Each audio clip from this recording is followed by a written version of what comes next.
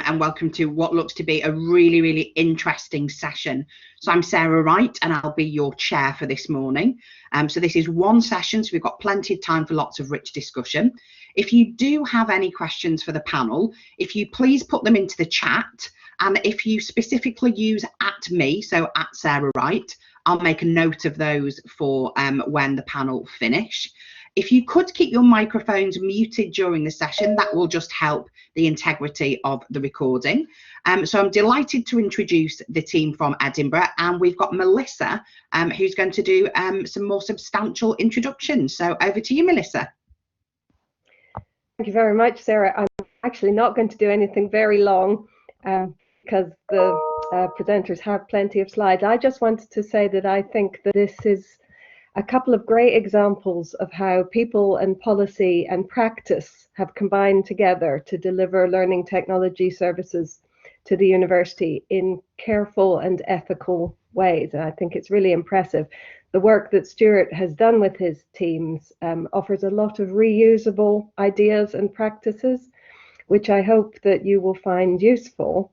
But obviously, any feedback and suggestions to us on how we can improve practice are gratefully received. So I'll just pass over to the presenters now. Thank you.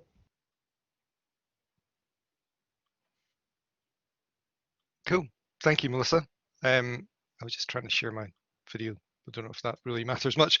Yeah, thanks for coming along. We're going to be talking about moving beyond emergency provision at the University of Edinburgh. The presentation will be from myself and my colleagues Martin Lewis and Neil McCormick. Unfortunately, Claudia Jones couldn't make it today, and I think Lorna's in the room, so we'd be able to chip in when we get to the questions. I'm the head of educational design and engagement at the University of Edinburgh, and I was kind of thinking in terms of emergency provision, if we're going to talk about moving beyond it, I think we need to say something about what the emergency provision was.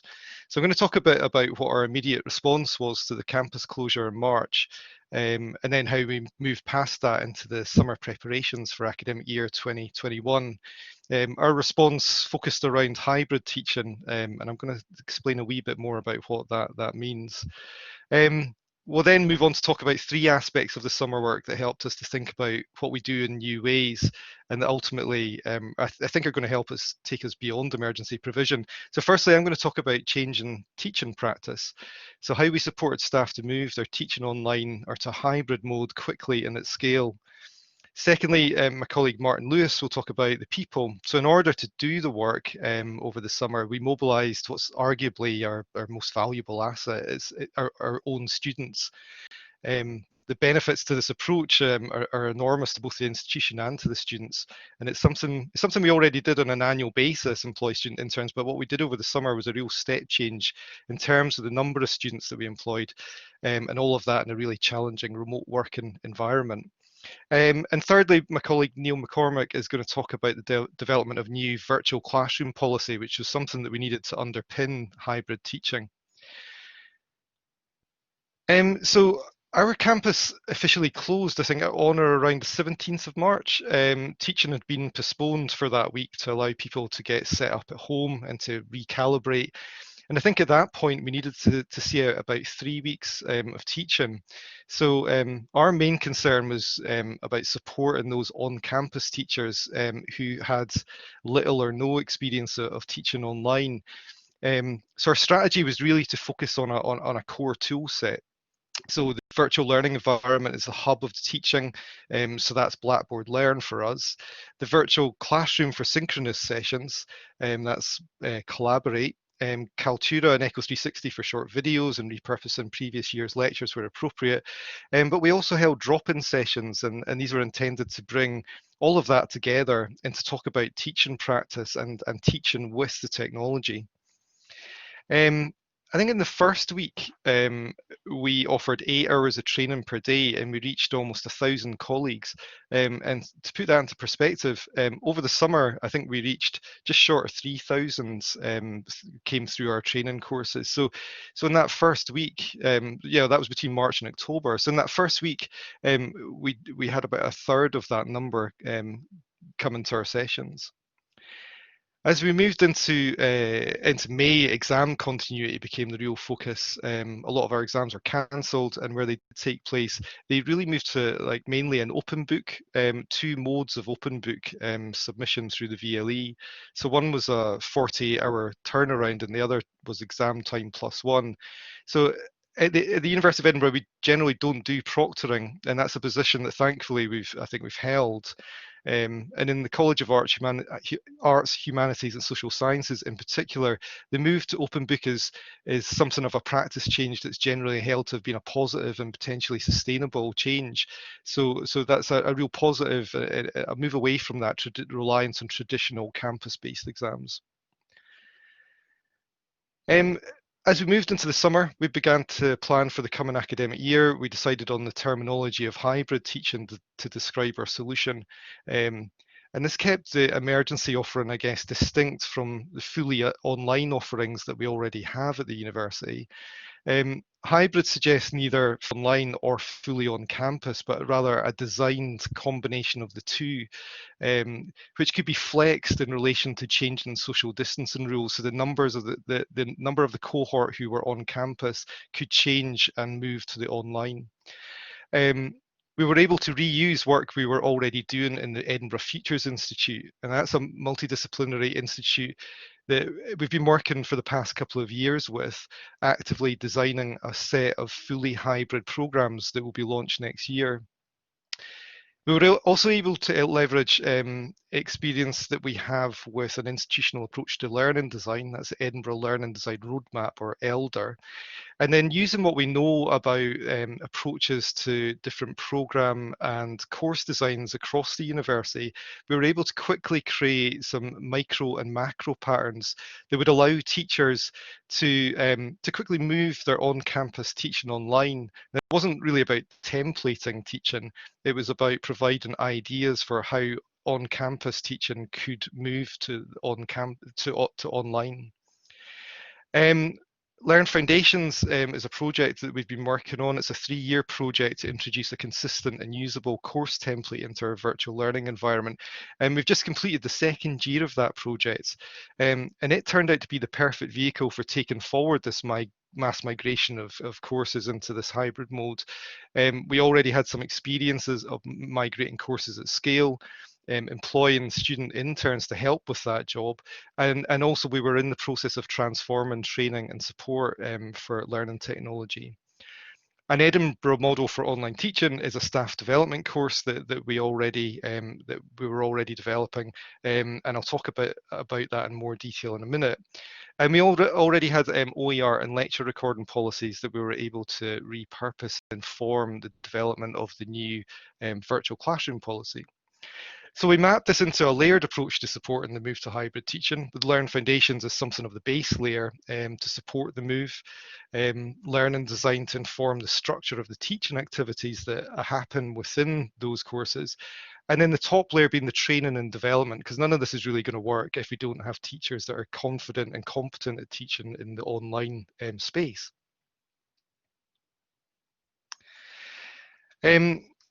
So identifying what we needed, we knew that we needed to scale up our staff development offering. So that's the practice side of things.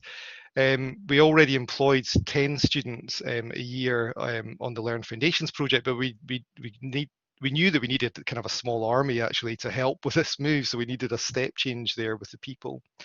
And then we needed the virtual classroom policy to underpin all of this. So I'm going to talk a bit more about the practice side of things. An Edinburgh Model was designed as part of a project to experiment with online programs at scale, and actually we presented about this at the ALT conference last year. It was developed by my colleagues Michael Gallagher and Sheila McNeil as an external consultant.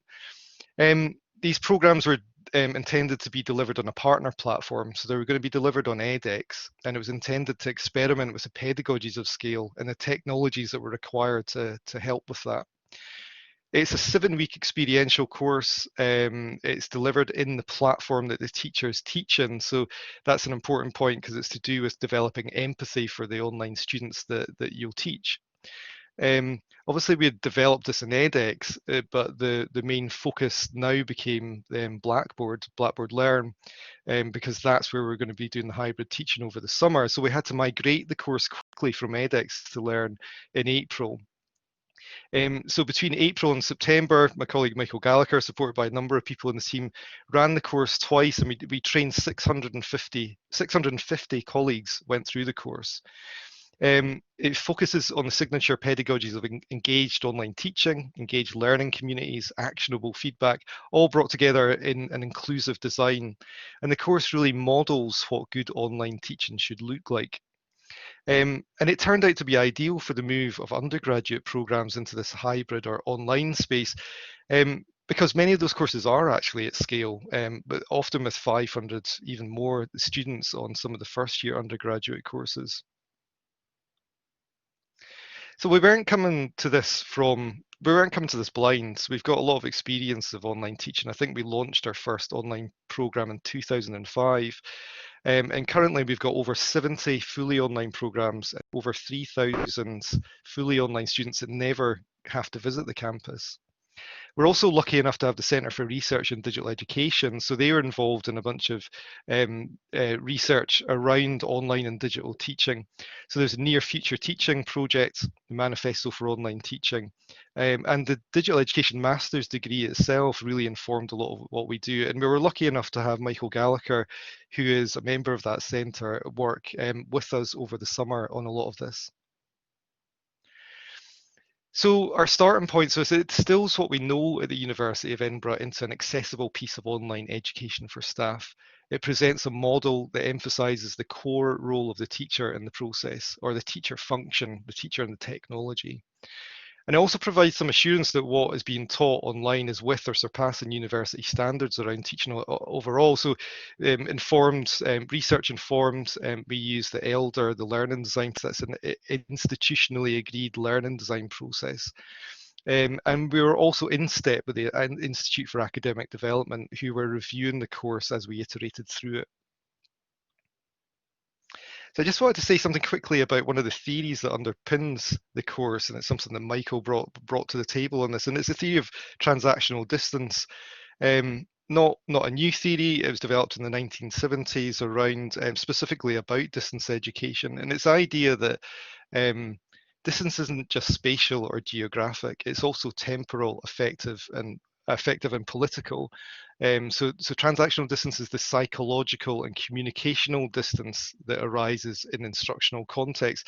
And I think that was really important as we came into semester one, because a lot of students were actually moving to Edinburgh, but because of social distancing, they couldn't come onto campus often.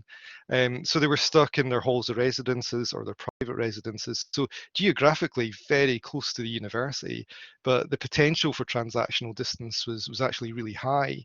So the course was really modeling how to mitigate against that transactional distance, playing with the key parameters of dialogue with teacher and peers, the structure of the program, and the autonomy of the student. I also wanted to mention another idea that we talk about a lot, which is the PostDigital, and that really just means that the digital or the technology isn't the innovation here, it's the teaching. And again, I think this is really important in the context that we find ourselves in, because on campus and online, they're not binaries, they're not completely separate spheres. Online learning and teaching is embodied, and on campus is digital. So for hybrid, this is particularly important because we find a lot of students that find themselves, even if they are on campus, they may be pushed out the traditional classroom and into cafes or study spaces and engage in online learning. So the focus, it's really important that the focus is about teaching, no matter if it's predominantly enacted on the campus or mediated through those online tools. And the course kind of models that idea. And related to that is what we develop through the Edinburgh Model course isn't just about online teaching, it's about all university teaching. And it's something that should impact face-to-face teaching as well. The boundaries between on-campus and online should probably fade in the modern university. And this is valuable work that will be taken forward into curriculum renewal beyond the emergencies. These are teaching practices that we believe staff will need beyond the emergency. So I think in conclusion to my section, I think the emergency has just fast-tracked a lot of things that we were already wanting to do anyway. And we're now planning to build on what we've achieved over the summer, even as the prospect of the end of the pandemic is beginning to emerge. These aren't things that we should be letting go of, I don't think, because we don't want the new normal to fully return to the old normal in some sense. So I'm going to now hand over, I think we'll move on to the people section of our session, and this is about the people who helped make all this happen over the summer. And I'm going to hand over to my colleague Martin Lewis, who will talk about his experiences as one of the student interns. Thank you, Stuart. I'm Martin. I'm a third-year computer science student, yeah, I was involved as a student intern in this whole thing. I'd also like to thank my colleague Claudia, who really helped put together these slides. So let's crack on. So Stuart talked a little bit about Learn Foundations. So it's all about, you know, migrating courses into this new template, and that sort of, when the whole COVID came along, that sort of naturally fed into using Learn Foundations to help that move. So there were 47 total interns involved. 20 of them were held centrally by the university, and then 24 more were spread out across the various colleges and schools of the university. And that included also 3 training interns who had been interns for the project in previous years. So why students? Why bother using students? Because students are sort of, they're the end user of the product, if you like. They're the people who use it in the end, and they can tell you what works and what doesn't work in a quick way. You can just drag a student over. What do you think about this? How do you think it works? And get that instant feedback. And they also have lots of experience. They've had 2 years of using Learn every day, so they know how it works and they know the issues with it. And also they're going to be helpful, especially with hybrid learning, in saying how that works for them. Another thing that students can bring is their academic background, in that across the uni, Learn is used in slightly different ways. So bringing a large group together means you can get a wider view of how it's actually used on the ground. And they also bring the skills from their academic studies. So I'm a computer science student, I've been doing some programming for it, you know, and then the various other interns can bring the skills that they gain into it. And students are also motivated to improve the stuff that they use. They see the issues, and if given the opportunity, they want to help fix them. Also, students are more likely to put up with boring and repetitive work, as a little bonus. So yeah, what were we actually up to? So we started off in sort of June, and we got on with the sort of the meat of the project, which was doing the course migration. So that's taking courses, that's building the courses for this year. So that's taking the template, applying it to stuff, and then building in the bits and pieces that the school want for those courses. So we built a total of 3,000 courses over the summer, and we also then helped with specific requests. So if the school wants this adding or this removing, or if they want us to go through the courses, and if this course has a resource list, make sure you add it. If it doesn't, remove it. And then we also helped over 100 academics directly with their courses. So that was content migration. So helping to move lecture recordings from a previous year over, move content from the courses over, and over 1,000 courses were helped with this movement of content. Then we were used for a variety of other things. So mapping, another big one. That's the idea of taking courses and working out their structure so that can be analyzed. So we mapped over 600 courses in that. And another was the use for us for accessibility checking. So sending us through courses, looking at the accessibility, making notes, and then being able to send those notes back to the schools to say, here's how you could improve your course's accessibility. But we were also sort of lent out to various other aspects. So we did things like captioning, subtitling videos, reviewing content systems, setting up collaborate sessions, bits and pieces like that. Right, so of course, this was all done during a pandemic. So basically, it was great for us because while everyone else was getting their internships cancelled, the uni was like, yeah, we're going to keep it on. So that was just a lot of relief for a lot of us. And it's also good to have some structure because otherwise, you know, if you give most students 6 months with no structure, they're just going to sort of sit around in their flats all day and do nothing. So it was nice to have that very clear 9 to 5, you know, Monday to Friday to, you know, get me doing something. And of course, the whole thing was done remotely. So your applications, interviews, contracts, onboarding, socials, that was all, you know, done without being in person. So the uni had to, you know, send out kits, help us organize socials. The whole, you know, remote working, as I'm sure most of you are aware, works differently for different people. So, you know, I personally really enjoyed the aspect of working remotely, whereas others, you know, missed the aspects of the social office, you know. Then we have, so yeah, there are a lot of skills available for the students to gain there, basically. So you've got the standard ones like communication and teamwork, but with this sort of remote aspect to them. And also the whole point of being organized and reliable, because, you know, the manager can't, you know, walk the rows of desks and check everyone's turned up at 9 o'clock, or, you know, stare over their shoulder and make sure they're not, you know, doing no work. But yeah, and then there were also technical skills, of course, that were developed. So we had, you know, plenty of relevant training to the work we're doing. So we had, you know, we learned how to professionally caption, how to check for accessibility, training on some of the big things like, you know, Blackboard Learn, Blackboard Collaborate, and also in some of the other systems like the lecture recordings and the university's media systems. And we were supported in this by the 3 training interns that had been interns in previous years. And they were very useful in providing this sort of continuity, so they could, you know, give advice from their point of view, and they also set up this this sort of mentoring and feedback system where we could chat with them, raise our grievances, and then they could sort of pass them on to management in a more anonymous fashion. So that was a good method for giving feedback about how things were going. Right. So there's also opportunities for personal development. So when perhaps there was a lull in the work, or we wanted like a break from doing sort of the really sort of repetitive stuff, we were given plenty of time to do stuff like LinkedIn Learning. So here's just a few examples of stuff that we got up to. So some like very sort of useful technical stuff like Teams, PowerPoint, programming, efficient time management, working from home, communicating non-verbally. You know, it's useful stuff. So what is happening now? I've mentioned what we've done. We finished, well, the 20 interns were kept on into October, and now 6 more of us are now kept on part-time over this semester. So what are we doing now? Well, software development is one. That's primarily what I'm doing.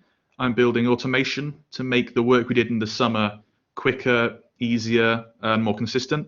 And I've also been looking at some projects with Learn's REST API. There's also been interns looking at analysis, so analyzing what we did over the summer, how could we make it better, you know, more efficient, and then, you know, producing all these statistics and stuff we can analyze. And also looking at course enhancement questionnaires, for example. There is then user experience, so the Learn Foundations project is really built on taking the opinions of the staff and the students and then using them to change how Learn is used. So we're getting ready for the next round of user experience. I think that's out now. So yeah, we're now waiting for that to come in, and then that'll be, you know, looked over and considered. And also more content reviews. The interns are still being used for various searching through things, looking at systems, what data is available, looking at accessibility as well, bits and pieces like that. So the interns are still about. What are we doing going forward? So the main plan looking forward is to map the semester 1 courses to understand how hybrid's been used. So how have the lecturers and the students used the Learn courses? So they're all going to be mapped to understand their structure, and there's a big automation piece that I've been working on to help alongside that. We're then going to analyze the structure of the courses from semester 1, and then use that to target assistance and engage with schools and deaneries to help them improve their services. So, and the plan is that the engagement, the actual talking to the schools and the academic professionals, is going to be done by the student interns, because we can offer a more personal view of this stuff. You know, we now have the experience from working with the university, you know, with learning technology. We also have the experience of us as students, so we can sort of fuse the two together and offer a more personal approach to engagement, rather than sort of you know, people sort of saying this is how it should be done, some sort of you know, orders from on high as such. So sort of a reflection section here. Sort of, so the question was put: has this experience changed how we think about learn? And it really has, to be honest. Like in both sort of a slightly annoying way when I see a badly designed course and I go, oh, that could have been designed so much better. But also in a way of sort of looking at, because of course we've had all these sort of headlines where, you know, students are complaining. And as the first bullet point says, it's easy to sit as the uninformed student and complain about provision. Whereas in reality, sort of being able to step behind the scenes and see the large amount of work that's actually gone on makes you think, you know, it could have been much worse. There's been a lot of work going on behind the scenes to make it work the way it is. So it's sort of being behind the scenes has gone, yeah, there's actually a lot of work been going on. So some more reflections on how do you get the best out of your student interns and how do you do it well. So flexibility is a key one there. You've got to be flexible with the students, because during the semester they've got exams. I've got an exam next week, for example, and they've got coursework deadlines, and they've got meetings that move around. You know, and especially over the summer, interns move around a lot. They might, you know, move flats within the same city. They might go home to see parents. They might head overseas. So you've got to, you know, think about how you want to adapt to those conditions. Also, hours. How many hours are you going to make the students work? Too few hours and not much gets done. And whether you work too many hours, you're going to burn through your budget, and you're also going to burn out the students, because they've got to do the work, they've got to do their studying as well, and they've also got, you know, their life they want to have also. So you've got to think about balancing that. So the University of Edinburgh says no more than 15 hours a week per semester is the recommendation. And I did for a time work 15 hours a week, and I think that's definitely the limit, at least for me, of how much I can work alongside studying. So, and then there's also equipment. The University of Edinburgh was very good in sending us out plenty of kit. So I've got a laptop, I've got a monitor, I've got a keyboard and that. And that was very good, because you shouldn't really assume the interns have the kit just generally, because if they have, you know, subpar kit, they're going to be less efficient, because, you know, if you can give them another monitor, it's going to increase their efficiency. And then community as well, especially because this is the same in an office. Even if you're in an office, you know, you organize socials, you know, so we're going to, you know, finish early, go to the pub, we're going to go out for lunch, that kind of thing. So you've got to try and emulate some of that online. So you've got to, you know, put aside time for socials. You've got to do some quizzes, you know, online games, opportunities to chat with each other. And yeah, that's going to be especially key over the summer and moving forward. It's more difficult to do when you're working part-time during the semester. But it's essential if you're doing, like, you know, a big, like, 12, 16 weeks in the summer. And then what do the students actually get from this? So there's a few obvious ones on there, but satisfaction is perhaps a less obvious one, because as students, most of the things we produce, the artifacts we make, as it were, are just sort of handed into the uni, and they go into a pile with 100 other near identical copies to be marked. And in the end, we get back, you know, perhaps a few lines of feedback and a mark, and that's not that satisfying. Whereas if you're working on a major project like this, and you're actually, you know, building something or creating something, there's a lot of satisfaction in that. You know, you go through and you caption a video, you're like, you know, the people using that video are now going to have a better experience with that video. Or in my case, I'm, you know, building automation tools that are going to, you know, reduce the amount of boring, repetitive work people are doing. So there's a lot more satisfaction in that. Also, a steady pay as well. I need to make rent. You know, we've all got to pay our bills. And especially over the summer, a lot of the key student employment is gone. So bars, cafes. In Edinburgh, we lost, you know, the whole festival. That's a massive employer of students. So it's great that the uni had the opportunity to keep 47 interns on the payroll and help them, you know, be financially stable. Of course, another key one, experience. I can, you know, put this opportunity on my CV. I can, you know, go to, you know, interviews or looking at my graduate job and say, I have this experience. And that's going to help them get their next jobs or the graduate employment. So it's going to be useful for, you know, the graduation statistics. How many students do you have in work after, you know, 6 months? And also this opportunity to explore a career. You know, say I've looked at, you know, learning technology. I've looked at, you know, these kind of tools and think, okay, I like this, I don't like this, I'm interested in a career in this. So yeah, we'll come to some conclusions then. So basically, collaborating with your students is going to be a fantastic idea for your end product. You're going to get a better product at the end of it for having this collaboration. And you're also going to help support the students in, you know, getting paid and getting this experience. So basically, if you're building something for students, get students involved, because they're dead helpful in feedback, but they're also helpful in building it. So yeah, the last point, the university was able to make the considerable shift of moving to a hybrid approach with the considerable help of students. It's you know, without the students, I think it would have been a much tougher time for them to do it. And for me, it's been a fantastic opportunity. I've been able to, you know, do a bit of programming here and there, which is what I like to do. And I've also had some great opportunities, like, you know, speaking at this, which I wouldn't have been able to do. I wouldn't have thought about, you know, being able to do in you know, at all. It's a little bit, you know, crazy. So yeah, thank you for everybody listening to my rambling. I'm going to pass on to Neil McCormick, who's going to talk about policy, if I remember correctly. So I'll disappear. Thanks very much, Martin. Yes, hello, I'm Neil McCormick, and I'm going to talk about the policy section. Rattle straight into it.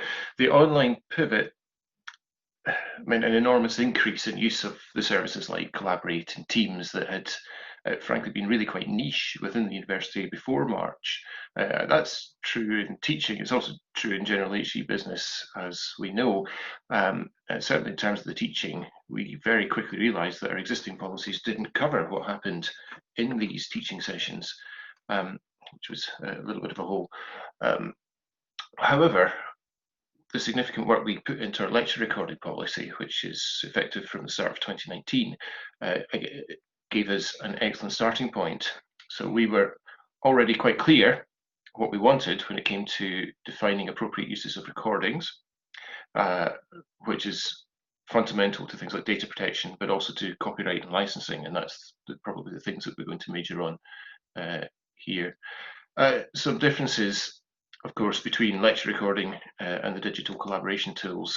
Probably the most noticeable one is that it's not just the lecturer who's front and center when you're in Collaborate, or when you're in Teams, or when you're in Zoom. Whereas if you're using Echo 360 up in Octo, that's much more that you can get across the students' heads from the camera at the back and focus very much on what the lecturer is saying most of the time. The second thing is that the permissions within each of these applications are a wee bit different, and they're often configurable. Who can hit record? Who can display or change their name? Who can change their avatar? Is my video displayed or not? And this is, you know, we were starting all this in the context of reports around things like Zoom bombing, and on top of which there was our own understanding within the university of the security and access to the services. Things like, for instance, if a Collaborate web link goes astray. So for these and for various other reasons, we couldn't simply extend the coverage of the lecture recording policy, and we've had to cover some things in the new virtual classroom policy quite explicitly. So the third and fourth parts you see there, what recording can be used for, rights and licensing, they're very similar to lecture recording. But the first two parts, safety and identity and how you make the recording, had to be rethought. So we repurposed our lecture recording approach. The new policy, the virtual classroom room policy, is in essence an agreement that everyone involved will retain their own rights while licensing the recording for clearly defined purposes, and those three things are all important in it.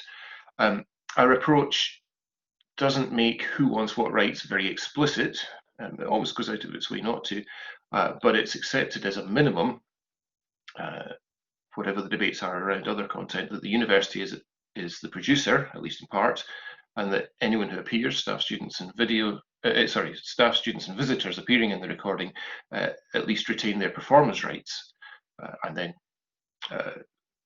clearly defining the purposes that recording can and can't be used for is also fundamental, both for data protection and for licensing,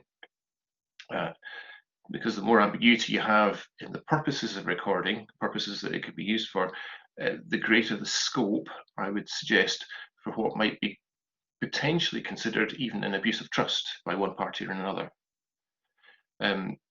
We ended up having the word pandemic in our lecture recording policy a year or so before it hit, and part of the reason for that was we had put in something about exceptional use by schools in exceptional circumstances, and the union had quite rightly got back to us and said, so how are you defining exceptional circumstances?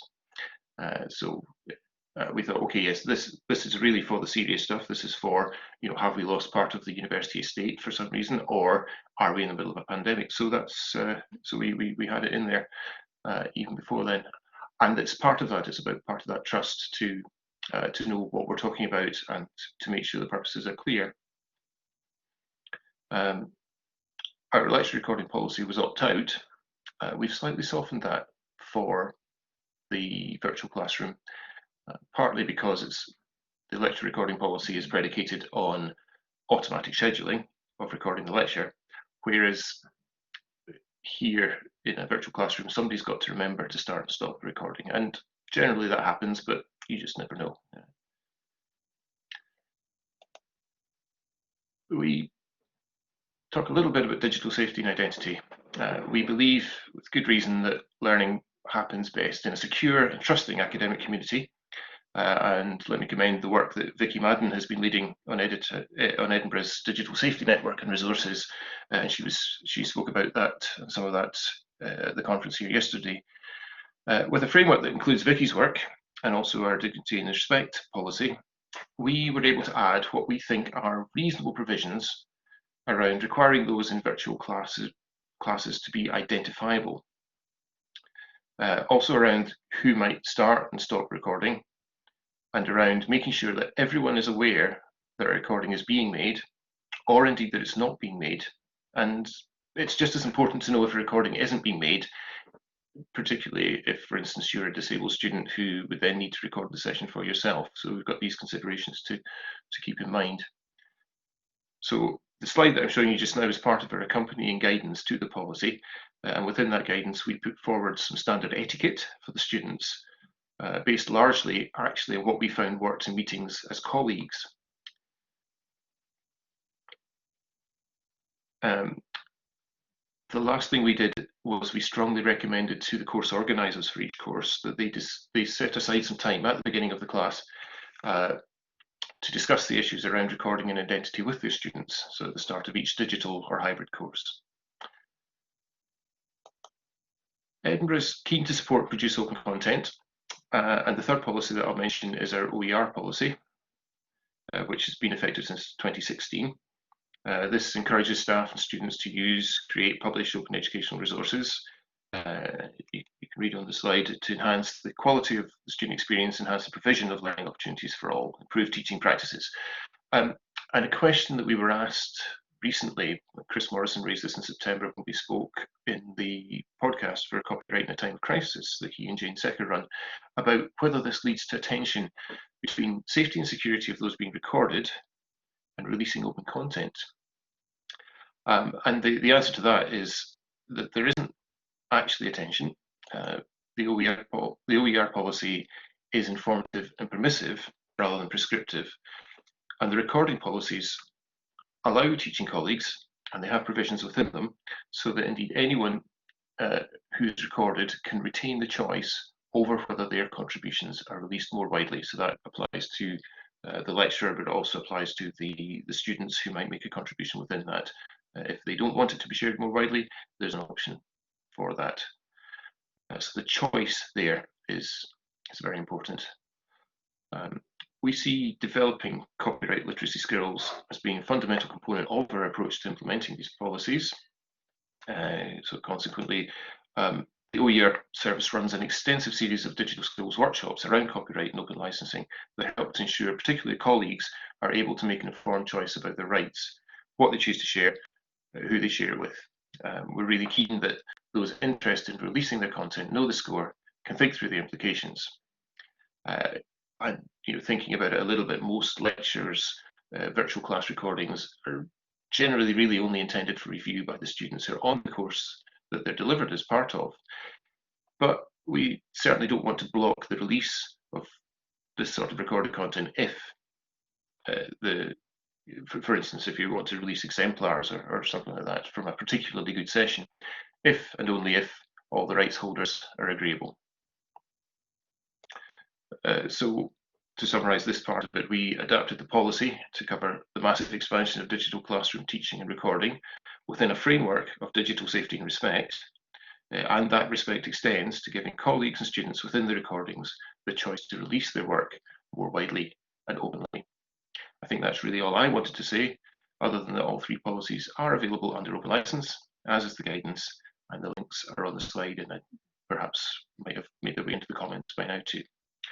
I'm going to hand back to Stuart, I think, to round up. Yeah, cool. Thank you. Thanks, Neil and Martin. That's great. Just super quick, because I know we've taken up a lot of time. Just what's next, and how are we moving beyond that emergency stuff? For the Edinburgh model, for the practice stuff, we're doing an evaluation at the moment, and we're going to be rolling it out more widely next year again, and potentially we're hoping to release it as a MOOC as well, so it'll be openly available. So if anyone's interested in that, keep an eye out for that coming out. In terms of the people, we're building in the internships in going forward to that rollover process in the VLEs, so that becomes part of the service, the VLE service that we provide over the summer. In terms of policy, as Neil said, that new policy is open for sharing, and it's actually underpinning the new ways that we're planning to teach at the University of Edinburgh, starting off with that Edinburgh Futures Institute, but going forward I think hybrid teaching is something that more generally a lot more of the schools are starting to look at seriously. Okay, and I think that's all from us. Absolutely wonderful. Thank you so much for a session that I think has given us all so much to think about. Can I ask our participants to use the chat to show some virtual appreciation for the team presenting this morning? I think you've really have made everybody think, and I think particularly having one of your students come along as well was really, really useful. Now we have had a packed session and lots of questions have been asked and answered. Thank you very much in the chat. Does anybody else have any further questions? We've got time for 2 or 3 in the last 5 minutes. Lots of appreciation in the chat, which is great. And yes, excellent. I'll hand it off to each other. It's brilliant.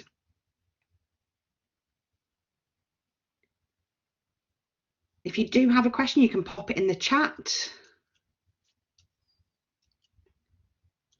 I think everybody's just off to follow all of those excellent links and look at all of the materials that you've very kindly shared with us this morning.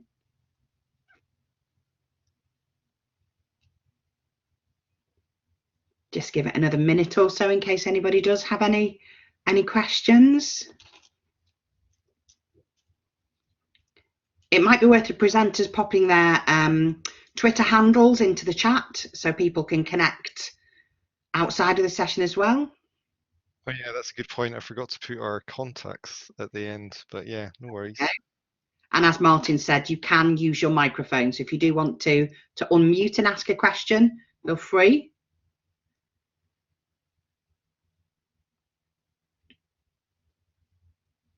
I think you've just given everyone too much to think about. There's also I don't know if I I think it's might be worth sharing our open ed link. So we've got a website where that showcases a lot of the open materials, and the policies will be linked from there as well. So that website's a useful one to visit if you want to take advantage of any of the stuff that we're sharing under an open license. Brilliant, excellent use of open education there. Really, really good. So Catherine's just asked a question about your OER policy, and when it's. Have you got any plans for future revisions? That's an extremely good question, because actually when our policies are adopted by academic services, they do have revision dates, and I think we revisited it in 2018. I don't think we made any amendments to it at that point, but yeah, that's correct. Yeah, sorry, Neil will know a bit more. Neil, do you know if we've got any plans on that front?